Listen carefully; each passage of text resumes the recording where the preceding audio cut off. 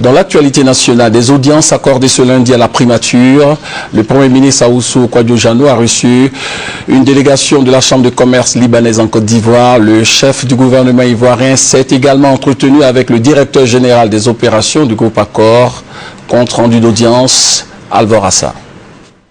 La délégation de la Chambre de commerce libanaise, conduite par le docteur Kouri Joseph, a été accompagnée par l'ambassadeur du Liban en Côte d'Ivoire, son Excellence Ali Ajami.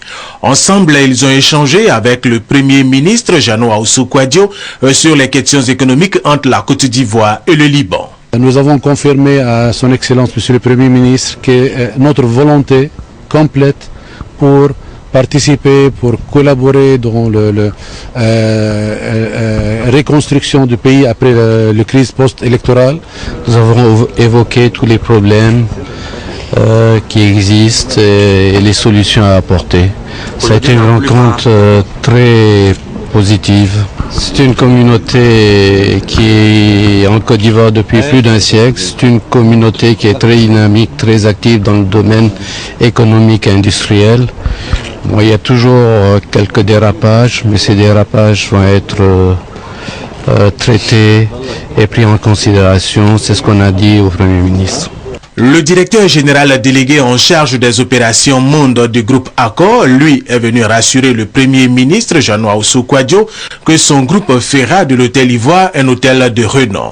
Hôtel dont il a désormais la gestion après la signature d'un accord avec l'État de Côte d'Ivoire. Il nous semblait normal de venir saluer Monsieur le Premier ministre pour signifier toute l'importance qu'on prête à ce nouveau projet pour le groupe Accor, sachant que nous avons toujours été un partenaire de très longue date avec la Côte d'Ivoire, puisque nous sommes déjà présents avec nos marques. Donc en fait, je dirais l'histoire d'amour entre Accor et la Côte d'Ivoire se prolonge avec ce nouveau contrat. Outre le savoir-faire, un plan de formation, selon Yann Kaye, sera mis en place pour le renforcement des capacités du personnel.